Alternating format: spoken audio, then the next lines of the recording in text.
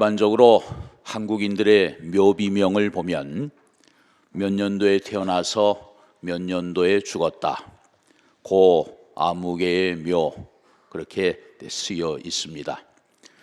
그리고 기독교인의 경우에는 고 아무개 성도 이곳에 잠들다, 이렇게 점잖게 쓰여져 있습니다. 그런데 서양 사람들의 비문을 살펴보면 가슴이 짠하면서도 약간의 해학이 섞여 있는 그런 내용을 볼 수가 있습니다. 먼저 가신 분들이 어떤 말들을 남겼는지 서양 사람들의 비문을 좀 살펴보았습니다. 만약에 죽기 전에 자신의 재산을 자식들에게 물려주려고 하는 사람이 있다면 이 망치를 가져다가 그 멍청이의 머리통을 때려주시오. 아주 사실적인 얘기를 했네요. 여기 무신론자 한 사람 잠들다. 옷은 잘 차려입었는데 정작 갈 곳은 없도다. 내가 이 일이 언젠가는 올 것이라고는 예상했지만 이렇게도 빨리 올 줄이야. 너무 갑자기 다가왔다는 거죠. 참으로 잔소리 많던 내 아내 드디어 입을 다물다. 늘 부지런하던 내 딸 여기에 잠들다. 보나마나 부활의 아침에도 제일 먼저 일어나겠지. 이런 감동과 유머가 담겨있는 묘비명은 아마도 운명 직전에 떠오른 것은 아닐 것입니다. 오랜 시간 자신의 삶을 돌아보면서 깊이 생각하면서 이런 묘비명을 기록을 해 두었겠죠. 여러분의 인생을 단 한 줄로 요약해야 한다면 과연 어떤 말로 정리할 수 있을까요? 여러분의 묘비명에는 뭐라고 기록되기를 여러분은 원하십니까? 우리들의 하루하루는 나의 묘비명을 새겨나가는 참 소중한 시간들입니다. 하나님께서 우리에게 생명과 건강을 허락해 주실 때까지 좀 더 겸손하고 좀 더 경건하고 좀 더 신실하게 믿음의 길, 사명의 길을 끝까지 걸어갈 수 있는 참으로 복된 여러분들 다 되시기를 주의 이름으로 축복합니다.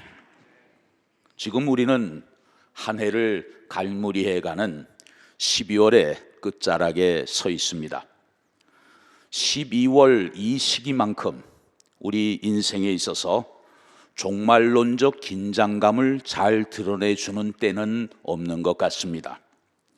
왠지 모르게 정신 바짝 차리고 살아야만 할 것 같은 때, 그런 때가 바로 지금이 아닌가 싶습니다. 월동 준비를 잘 해야만 추운 겨울을 무사히 날 수가 있겠죠. 그런 의미에서 인생의 겨울이 오기 전에 우리가 준비해야 할 것이 무엇인지 오늘 본문을 통해 함께 찾아보고자 합니다. 첫 번째로 화해 그리고 용서입니다. 오늘 본문에 보면 마가라는 청년이 등장합니다. 사실 바울과 마가 사이 우리가 공부해야 할 내용이 많이 있지요. 이 마가는 여러분이 아시는 것처럼 바나바의 조카입니다. 그리고 부잣집 아들입니다. 그의 집은 이스라엘의 중심지 예루살렘에 있었습니다.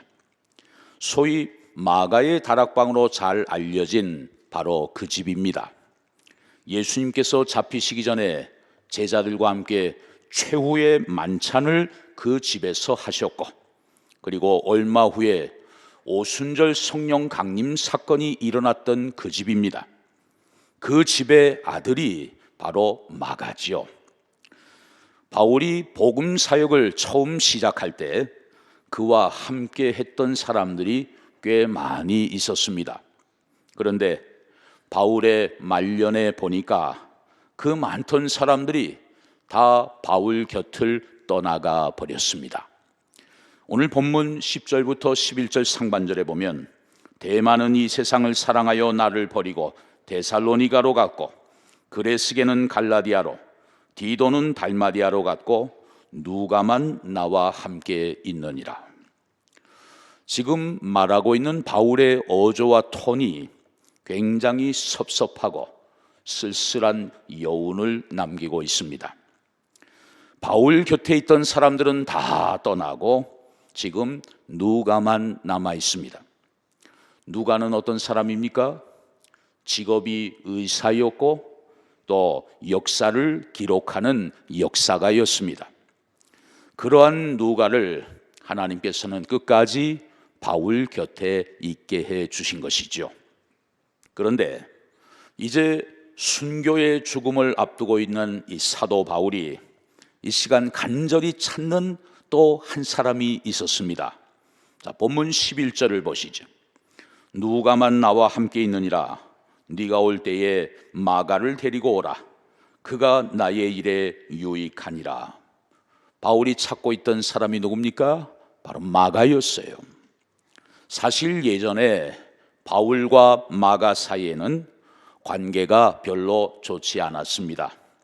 한 번은 바울이 처음으로 전도 여행을 떠날 때 이 청년 마가를 수행 비서로 데려간 적이 있었습니다. 처음에는 아주 재미있게 사역을 잘 했습니다. 그런데 시간이 길어지고 어려운 일들이 생겨나고 또 객지 생활을 하다 보니까 부잣집 아들 출신이었던 이 마가는 많이 힘들어 했던 것 같습니다. 음식도 안 맞고 잠자리도 불편하고 타 지역의 문화도 아주 생소했을 거예요. 아마 어려움이 한두 가지가 아니었을 것입니다. 마가는 참다 못해서 결국 도중에 전도 여행을 포기해버리고 자기 마음대로 예루살렘 집으로 돌아가 버리고 만 거예요. 누구보다도 사명감이 철저한 바울의 입장에서 볼 때 청년 마가의 행동은 도저히 이해할 수가 없었습니다. 사람이 그렇게 무책임할 수가 없어요. 아무리 젊은 사람이라 하더라도 어려움을 견뎌내지 못하고 사명을 중요하게 생각하지 못하고 자기 마음대로 멋대로 행동하는 모습을 보면서 아마도 바울의 마음속에는 마가에 대한 실망과 배신감이 많이 있었을 것입니다. 어쨌든 바울은 참고 참으면서 끝까지 그 전도 여행을 무사히 잘 마쳤습니다. 그 후에 시간이 좀 흘러간 뒤에 바울이 두 번째 전도 여행을 떠나게 됩니다. 그때 함께했던 동역자 바나바가 한 가지 제안을 합니다. 우리 청년 마가를 이번에도 데리고 가십시다. 뭐요? 마가라고요? 안 됩니다. 지난번에 한 짓을 잊으셨습니까? 마가는 절대로 안 됩니다. 네, 무슨 말씀인지 이해합니다. 그러나 젊은 사람이니까 기회를 한 번 더 주십시다. 실수를 만회할 수 있도록 기회를 좀 주는 게 좋지 않겠습니까? 바나바는 상당히 모성적으로 접근을 합니다. 그런데 바울은 부성적으로 단칼에 끊어버립니다. 전도는 놀이가 아닙니다. 전도는 전쟁입니다. 준비 안 된 사람, 사명감 없는 사람 데리고 갔다가는 본인도 고생하고 다른 사람들에게 피해를 준다는 거 정말 모르십니까? 두 사람의 말이 다 일리가 있는 말이죠. 사람을 키운다는 입장에서는 비록 실수를 하긴 했지만 그래도 좀 데리고 가서 훈련을 시키는 것이 좋을 것 같습니다. 그러나 치열한 영적 전쟁터라는 사실을 생각한다면 아무나 데리고 가면 안 될 것 같습니다. 서로 합의점을 찾기가 쉽지 않은 것이죠. 결국 바울과 바나바 두 사람은 마가 문제로 서로 다투고 갈라서게 되었고 전도 여행을 각자 따로 떠나게 되었습니다. 어쩌면 바울의 마음속에는 영원히 마가 X표, 마가는 안 된다, 절대로 용서하지 못할 사람으로 생각했던 때가 있었을 거예요. 그런데 이제 세월이 많이 흘러갔습니다. 지금 바울은 복음을 위해 자신의 인생을 온전히 드리고 로마의 감옥에서 마지막 순교의 날을 기다리고 있습니다.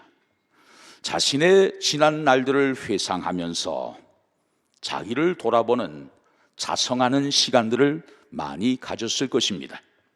지나온 인생을 돌아볼 때 물론 힘든 일들이 많았지만 때로는 보람된 일들도 바울에게 많이 있었을 것입니다. 반면에 생각하고 싶지 않아도 자꾸만 떠오르는 부정적인 일들도 바울에게 많이 있었을 것입니다. 좋았던 일들보다는 아쉬움과 후회스러웠던 날들, 또 관계가 불편했던 사람들이 제일 먼저 생각 속에 떠오르게 되었겠죠.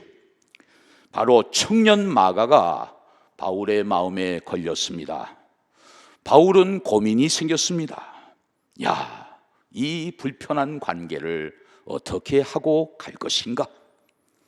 그냥 이대로 안고 갈 것인가? 아니면 회복해서 풀고 갈 것인가? 그런데 때마침 바울의 귀에 마가에 대한 소식이 들려왔습니다. 청년 마가가 요즘에는 철이 들어서 사도 베드로의 사역을 옆에서 아주 열심히 잘 돕고 있다는 너무나 반가운 소식이 들려온 것입니다. 베드로는 당시 유대인들 사이에 통용되던 아람어와 히브리어에 능통했습니다. 반면에 이방인들이 사용하던 헬라어에는 좀 소질이 없는 사람이었습니다.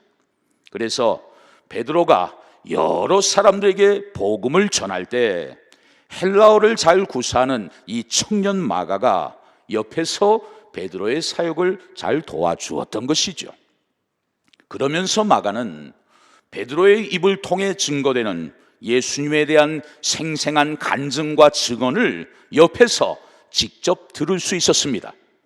그것을 기초로 해서 사복음서 가운데 첫 번째 복음서인 마가복음이 바로 마가를 통해 기록될 수 있었던 것입니다. 여러분, 하나님께서는 이렇게 한번 실패했던 사람이라도 다시 회복시키셔서 한없는 영광스러운 도구로 귀하게 사용하시는 분입니다. 이런 하나님의 손안에 붙들리게 되면 한번 실패했다고 해서 영원한 실패자가 되는 것이 아니고 어떤 인생도 믿음으로 다시 일어서기만 하면 하나님의 영광스러운 도구로 귀하게 쓰임받게 될 줄로 믿습니다. 바울은 이러한 마가의 좋은 소식을 들으면서 마가를 꼭 한번 만나고 싶었습니다. 만나게 되면 지난날에 내가 너무 심하게 대했던 것에 대해서 진심으로 사과하고 싶은 마음도 있었을 것입니다. 그래서 바울은 디모데에게 편지를 쓰면서 이렇게 부탁을 합니다. 11절 하반절에 보면 네가 올 때에 마가를 데리고 오라. 그가 나의 일에 유익하니라. 이것은 마지못해 데리고 오라는 말이 아닙니다.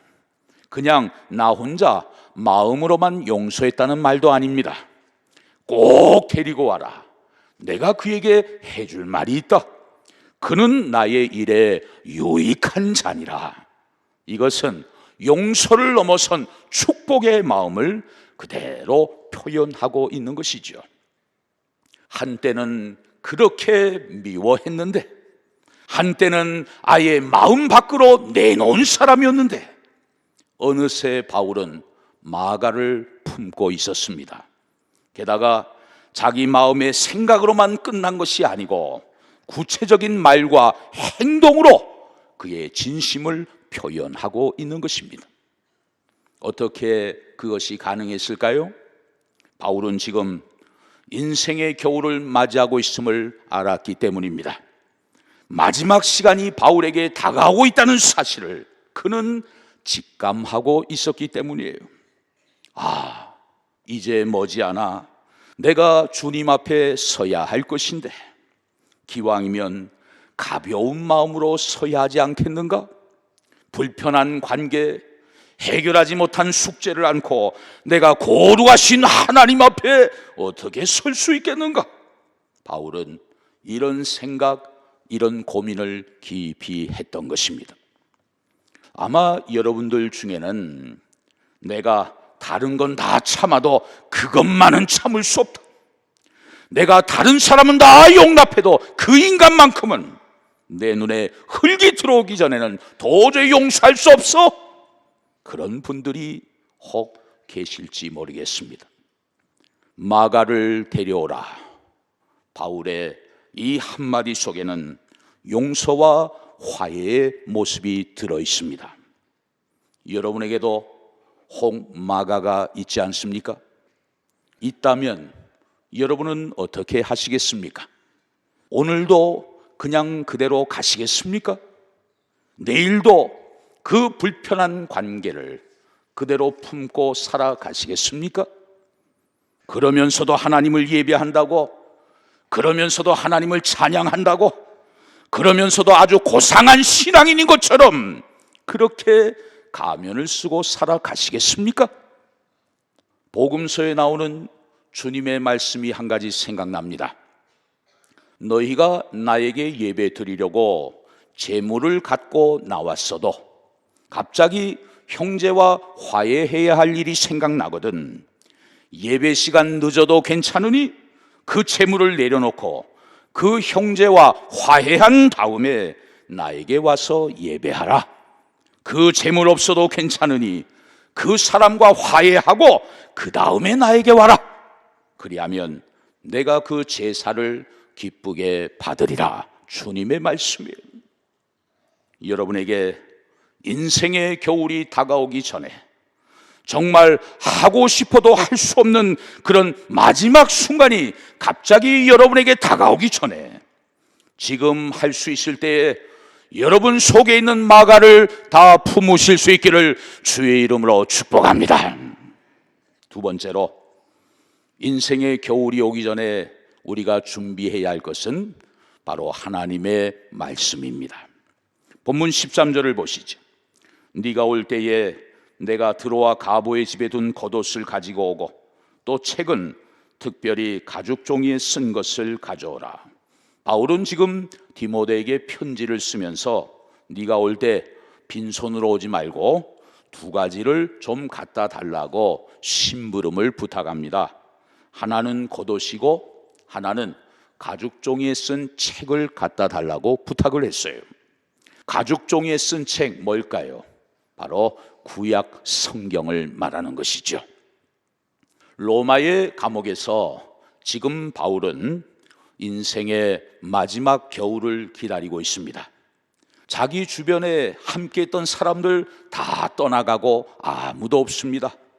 인간적인 외로움 속에서 죽음의 그림자가 시시각각으로 바울에게 다가오고 있습니다. 시간과 영원으로 이어지는 이 중차대한 기로에서 바울이 끝까지 붙들고 싶었던 것이 과연 무엇일까요? 인간관계, 한때 같이 있었던 사람들 다 떠나고 없습니다.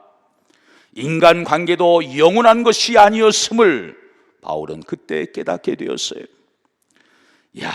사람은 정말 믿을 만한 것이 못 되는구나. 너도 그렇고 나도 그렇고. 그러면 바울이 붙잡고 싶었던 것이 무엇일까요? 로마 시민권? 한때는 그것이 자기를 책임져주고 자기를 먹여 살려줄 것처럼 그게 전부인 것처럼 느껴질 때도 있었습니다. 그러나 죽음 앞에서는 어떤 권세자도 상류층, 하류층 아무런 차이가 없다는 것을 그는 알게 되었습니다. 결국 바울이 끝까지 붙들고 싶었던 것은 바로 하나님의 약속의 말씀이었어요. 여러분, 사실 그 당시에 바울처럼 성경을 잘 알고 있었던 사람도 아마 없었을 것입니다. 평생을 복음 전했던 사람 아닙니까? 말씀을 잘 알 뿐만 아니라 그 말씀을 바울처럼 확신 있게 증거한 사람도 많지 않았을 거예요. 바울은 그냥 책 없어도 그냥 생각만 해도 성경 말씀이 줄줄 떠올랐을 거예요. 그런 바울이 책을 좀 가져와라 디모데에게 요청하면서 하나님의 말씀을 더욱더 가까이 하기 위해 노력했다면 저나 여러분은 어떻게 해야 하겠습니까? 여러분, 우리의 겉모습이 어떠한지 확인하기 위해서는 거울이 필요합니다. 그처럼 우리 내면의 상태를 확인할 수 있는 영적인 거울은 바로 하나님의 말씀이죠. 사람들 중에는 하나님의 말씀을 멀리하고 그냥 사람들과의 관계 속에서 웃고 떠들면서 인간관계를 잘하면서 살아가는 사람들이 있습니다. 인생을 아주 재미있게 살아갑니다. 오라는 것도 많고 가야 할 것도 많습니다. 그러나 그냥 바쁘게 재미있게는 살아가는데 자기 모습이 보이지 않아요. 거울을 봐야 머리 모양이 어떻고 이 사이에 빨간 뭔가가 끼었는지 안 끼었는지를 확인할 수 있을 텐데 거울을 안 보니까 상대방 앞에 그 흉하고 부끄러운 모습을 그대로 드러낼 수밖에 없는 것이죠. 우리는 하나님 앞에서 좀 더 아름답게 변화되기를 늘 원하고 있습니다. 그런데 그런 결심을 지금까지 수없이 반복하고 있지만 그럼에도 불구하고 내 바람대로 잘 되지 않습니다. 그냥 도전은 많이 받습니다. 설교 시간마다 또 인터넷으로 훌륭한 목사님들의 설교를 들을 때마다 말씀의 은혜와 도전을 받습니다. 말씀을 들을 때는 뭔가 될 것 같아요.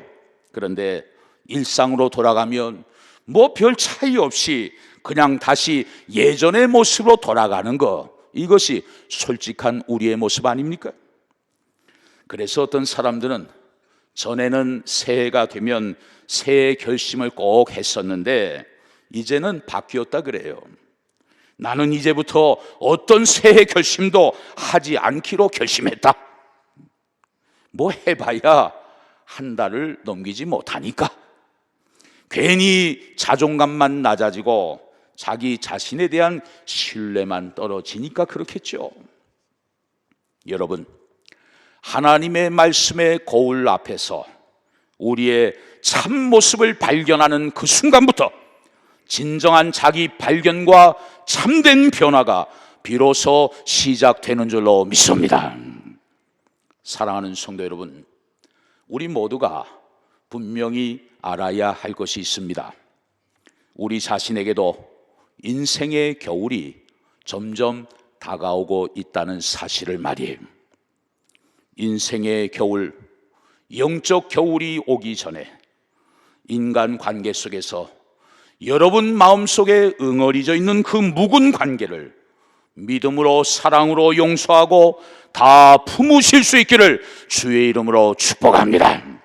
그리고 나를 살리시는 하나님의 말씀, 천국까지 나를 인도해 주는 그 능력의 말씀을 내가 좀 더 가까이 하려면 어떻게 해야 할까? 진지하게 고민하면서 더욱더 말씀을 가까이 하고 말씀 앞에 자신을 깊이 성찰하는 지혜로운 말씀의 사람들 다 되실 수 있기를 바랍니다. 그래서 이 복된 대림절 절기에 진정한 삶의 변화를 추구함으로 좀 더 성숙한 신앙의 사람으로 날마다 성장해 나가는 복된 저와 여러분들이 다 되실 수 있기를 주의 이름으로 축원합니다.